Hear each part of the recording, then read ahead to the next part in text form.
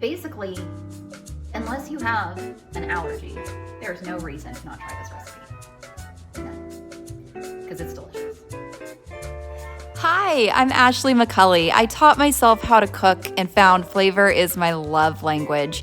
Join me in the kitchen today where we are going to learn everything from how to make beans and greens to how to hold a knife and use a cooktop. But you've got to be warned, I am terrible when it comes to shooting and editing video content. Seriously, it's funny. So join me today as we make some beans and greens for my neighbors. Let's talk about greens. Collard greens, these, I saved my receipt. These cost $1.59, $1.59 for all of this. They bought. All right, so here we are at the sink. I'm gonna show you how easy it is to clean these greens, because all you're really doing is you're going through the leaves, you're making sure that there's no dirt, you're making sure that there are no bugs, and you're making sure that there's no rot, all right? Easy peasy. Look how big these are. We're gonna get out the cutting board.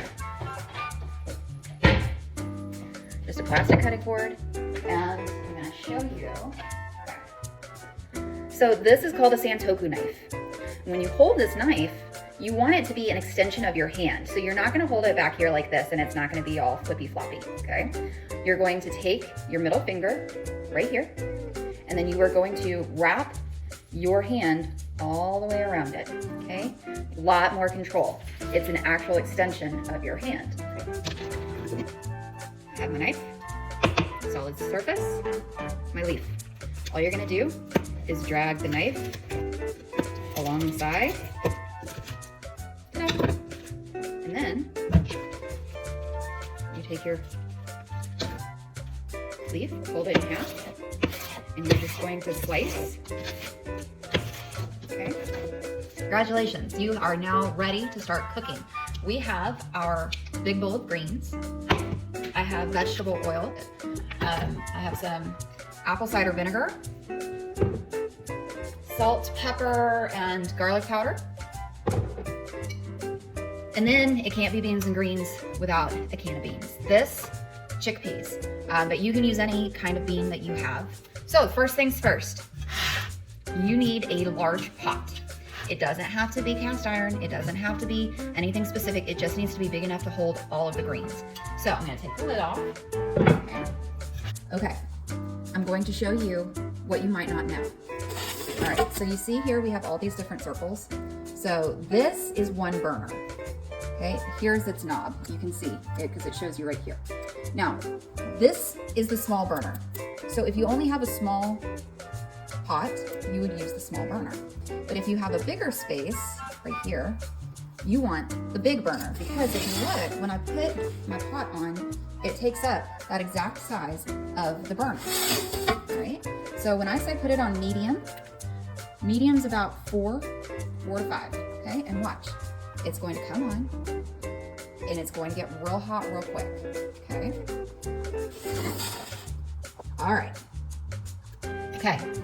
You're gonna take just a little bit of oil, maybe a tablespoon, but don't feel like you have to measure it. Here's what you're gonna do. You're just going to tip it.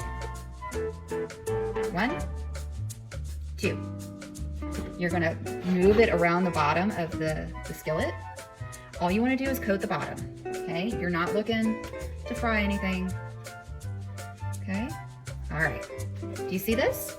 That's not a ton of oil, right? Okay. That away. And once you get the oil in, now you just start adding the greens. Okay.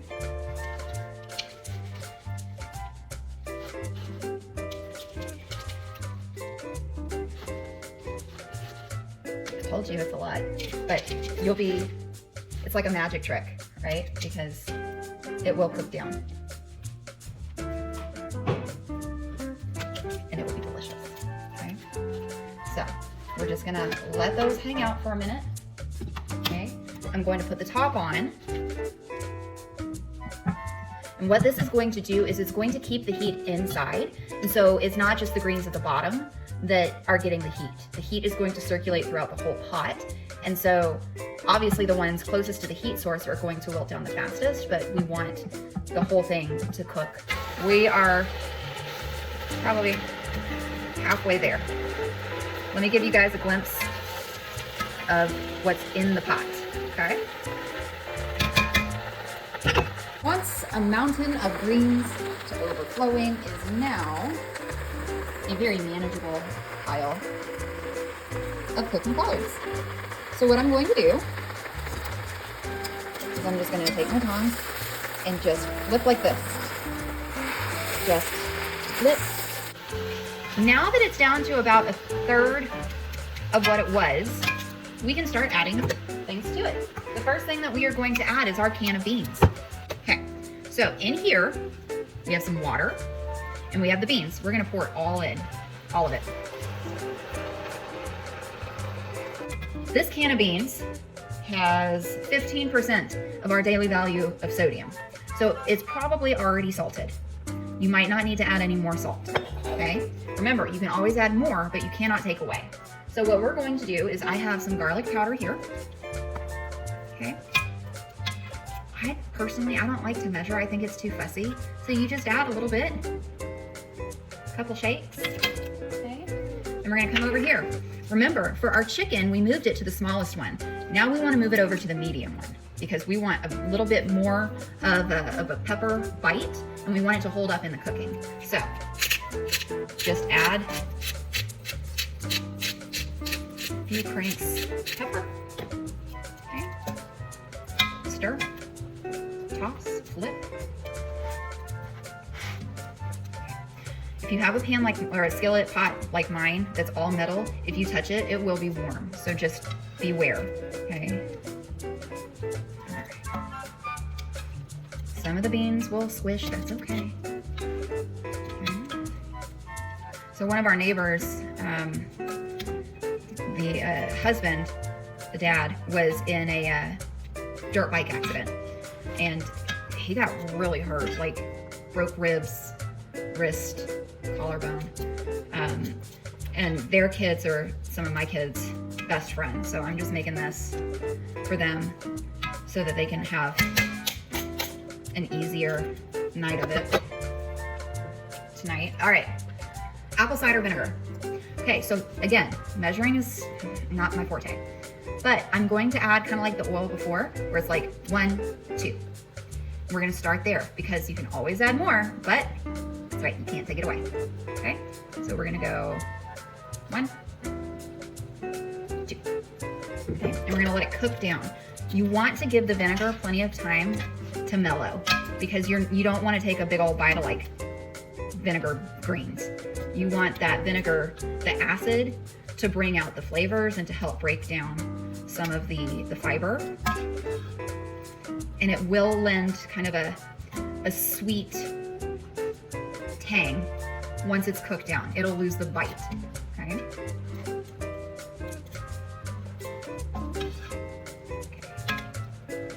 All right, let me show you what we're working with. So here we go. We got chickpeas, we got collard greens, we got everything in there.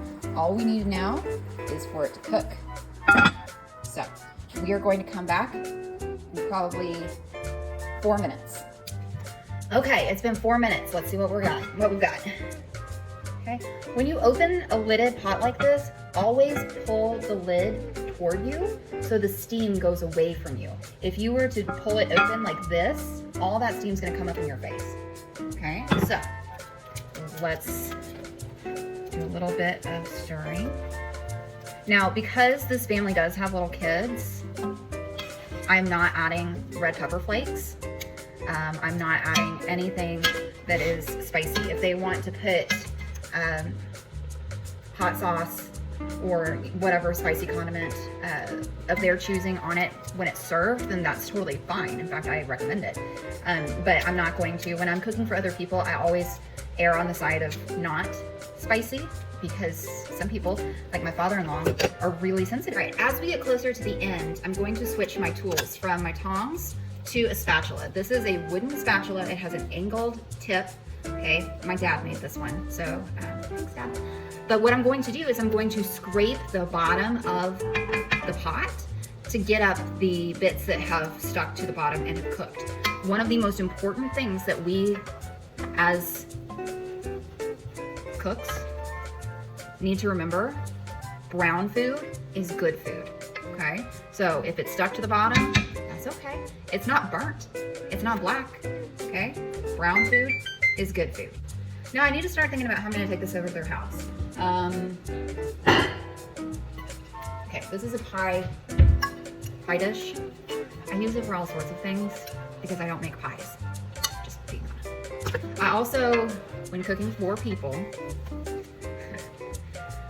even people you love, do not send anything over that you would be upset to not get back, okay? Like, I love this pie dish. This pie dish was nothing special. I think it was like $11.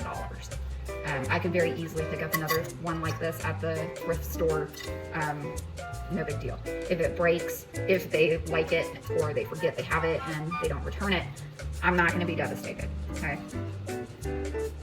Now, if I had thought about this a little more in advance, I could have purchased those disposable foil trays, because that way I can feed them and they don't have to worry about dishes. They don't have to worry about any of that. They can just throw it away. However, I did not think about that. Maybe next time. All right. The liquid is just about evaporated. You still see the steam, right? Steam is good. Steam is water. And we want an almost dry bottom. Okay. Now I'm going to take out a little tasting bowl, because this is where we're going to taste for seasoning. Okay. Just take it out like this. Okay. All right. Let's see where we're at. It's hot. I know that much. Okay. Anytime you're tasting for seasoning, you want to get a little bit of everything on the fork. Here, all we have are beans and greens, so it's a little easier. But if we were doing like a soup, or we were doing a salad, something with a lot of ingredients, you would want to get a pretty balanced bite.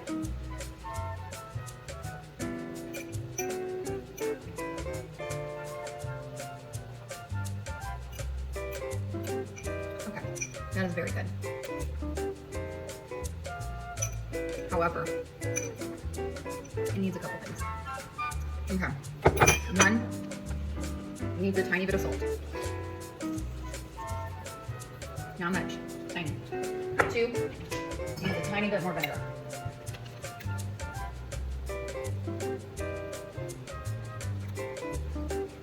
I mean, tiny, right?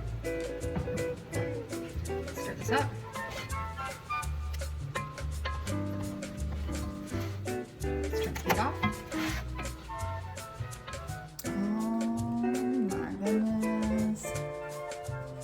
Mess of food.